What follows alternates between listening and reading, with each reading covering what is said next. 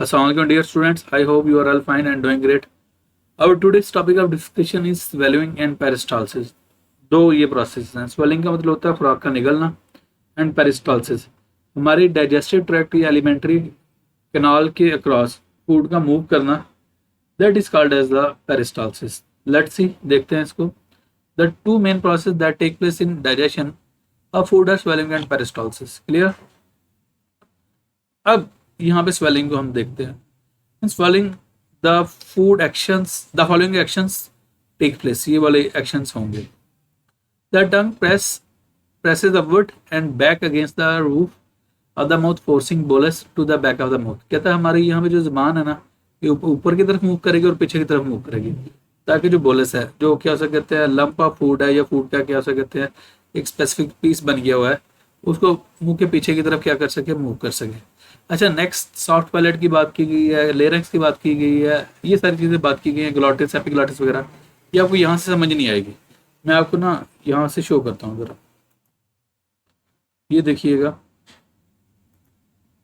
ये एक डायग्राम देखिए, ये जनरल से डायग्राम है.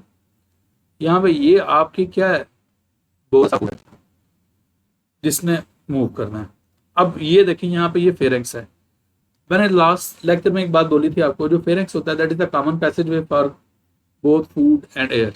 एयर और फूड दोनों के लिए क्या उसे कहते हैं, ये कॉमन पैसेज वे है. बेशक हवा की बात कर लें, बेशक फूड की बात कर लें, उसने फेरेंक्स से ही होना है. ये देखना, ये नेजल कैविटी है, यहाँ से एयर आएगी, ये यहाँ से एयर भी यहाँ से जाएगी, और जो फूड है वो भी यहाँ से ही जाएगी. क्लियर. अच्छा, एनीवेज अभी मैं आपको पार्ट्स डिस्कस कर रहा हूँ. ये फेरेंक्स है. अब फेरेंक्स से आगे आगे ना यहाँ पे आगे इसने एक बात बोली हुई है, एपिग्लॉटिस. ये एक ना flap like hinge like structure होता है जो प्रेजेंट होता है यहाँ पे. क्लियर. अब इसने क्लोज करना होता है एक ओपनिंग को, उस ओपनिंग का नाम है ग्लॉटिस. यहाँ पे ये वाली जो ओपनिंग है दिस इज द ग्लॉटिस, और ये लेरिंक्स के अपर वाले पार्ट पे होता है. बेसिकली पता क्या है, ये जो हमारी खुराकी नाली ना ट्रेकिया के ऊपर वाले पोर्शन को हम लेरिंक्स कहते हैं, और लेरिंक्स के ऊपर जो ओपनिंग है that is called as the glottis. और ग्लॉटिस को क्लोज किसने करना होता है, एपिग्लॉटिस ने. क्लियर. ताकि फूड इसमें ना जाए, ये इसमें एसोफेगस में चली जाए. इस एंगल से आपको समझाते हैं. एक और चीज समझाता हूं आपको. यहां पे देखें, दो फेजेस हो रही हैं. One is the breathing, other is the injection. ये ब्रीदिंग में देखें, ये एयर ऑक्सीजन आई, यहाँ से नोज से एंटर हुई, नेजल कैविटी से होते होते ये सॉफ्ट पैलेट ये यहाँ पे प्रेजेंट है, ये एयर सिंपल से आई, ये एपिग्लॉटिस ने क्लोज नहीं किया हुआ, ये यहाँ से ट्रेकिया में एंटर हुआ और एयर चली गई. लेकिन यही जब इंजेक्शन की बात करेंगे, ये जो सॉफ्ट पैलेट, ये देखें सॉफ्ट पैलेट वाला पोर्शन है, सॉफ्ट पैलेट ने ये क्लोज कर दिया हुआ है. किसको, ये जो नेजल पैसेज वे है. अच्छा, एनीवेज यहाँ से फूड आई. अब ये देखें, यहाँ से ट्रेकिया थोड़ा ऊपर गया ना, मूव किया हुआ है, और एपिग्लॉटिस ने उसको क्या किया हुआ है, क्लोज. ग्लॉटिस वाले जो ओपनिंग थी ना ग्लॉटिस, उसको क्या कर दिया, क्लोज. और जो आपकी फूड है डायरेक्ट किस में चलेगी, एसोफेगस में. क्लियर. ये इंजेक्शन के प्रोसेस के दौरान है. एक और डायग्राम से आपको एक्सप्लेन करता हूँ. यहाँ से ये देखें, नॉर्मल स्वेलिंग में ये फूड आई, ये देखें एपिग्लॉटिस ने यहाँ पे क्लोज कर दिया, नीचे ट्रेकिया, ये फूड डायरेक्ट में किस में चले गई, एसोफेगस में. क्लियर है. तो यही बात आपके उस बुक में क्या हो कहते हैं जस्टिफाई की गई है. इसको अब हम रीड कर लेते हैं.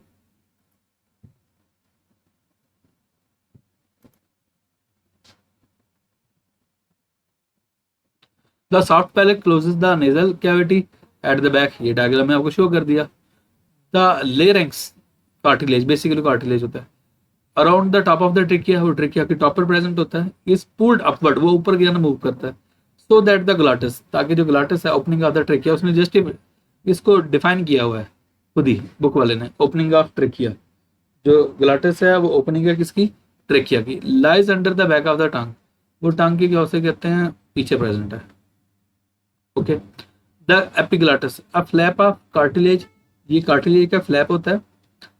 helps to prevent the food from entering glottis. अब ग्लॉटिस क्या है, द ओपनिंग ऑफ ट्रेकिया, और ट्रेकिया आपका क्या है, विंड पाइप है, सांस की नाली है.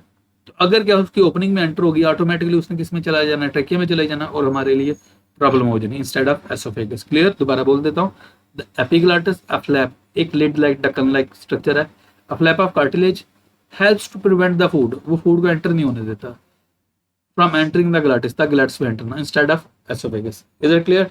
यहाँ तक समझ आ गई बात की? ओके, नेक्स्ट हम बात करते हैं the beginning of swelling action is voluntary. कहते हैं स्टार्ट में जो स्वेलिंग का प्रोसेस होता है वो वॉलंटरी होता है, आपकी मर्जी के ताबे होता है, but once the food reaches the back of the mouth, लेकिन जब वो एक दफा क्या हो कहते हैं माउथ की बैक पे चला जाता है, स्वेलिंग बिकम्स एन ऑटोमेटिक, ये ऑटोमेटिक हो जाती है, और इनवॉलंटरी मीन हमारे मर्जी के कंट्रोल में नहीं रहती, हमारे ताबे में नहीं रहती। The food is forced into and down the oesophagus by peristalsis. हाँ, अब एसोफेगस से आगे नेक्स्ट मूव जो फूड जो मूव करनी है ना, वो किस प्रोसेस के थ्रू, वो पेरिस्टाल्सिस।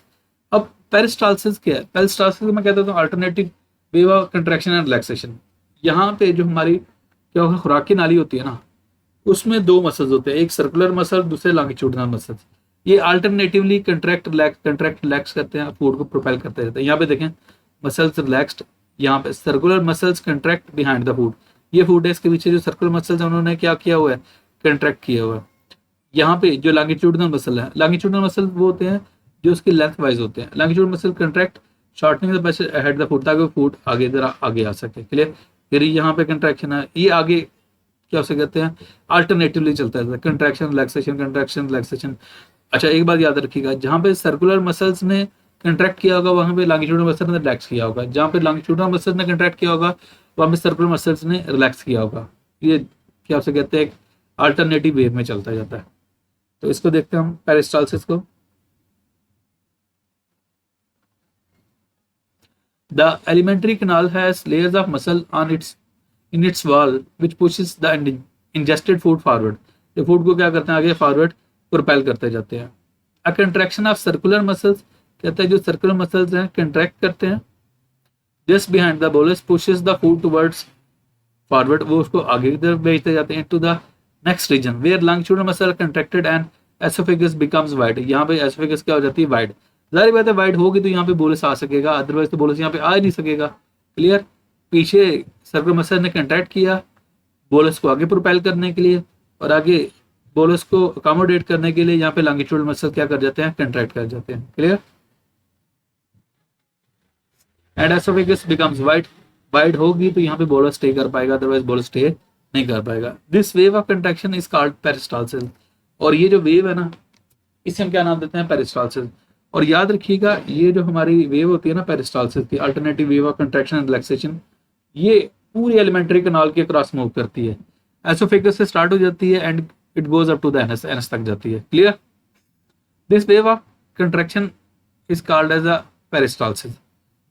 इसे पेरिस्टाल्टिक मूवमेंट भी कहते हैं, ये पेरिस्टाल्सिस भी कहते हैं। इट इज रिदमिक वेव, ये रिदम की फॉर्म में चलती जाती है, rhythmic wave of muscular contraction. और याद रखिएगा इसमें किसी बोन की कोई इन्वॉल्वमेंट नहीं होती, ये सारे के सारे क्या सकते हैं, मस्कुलर कंट्रैक्शन होती है। और एक और बात बोल दूं, मैं बात करता तो मसल्स के 3 टाइप्स होते हैं, skeletal muscles, smooth muscles and cardiac muscles. अब स्केलेटल मसल्स तो वो होते हैं जो बोन से लिंक्ड होते हैं, अब यहाँ पे बोन तो है को नहीं, तो वो बोन के साथ लिंक नहीं है, तो स्केलेटल मसल्स नहीं होंगे। कार्डियक मसल डायरेक्टली हार्ट की वाल में प्रेजेंट होते हैं, यहाँ पे हार्ट भी नहीं है, तो यहाँ पे जो मसल्स होंगे ना इसकी वाल में, वो स्मूथ मसल्स होंगे। क्लियर?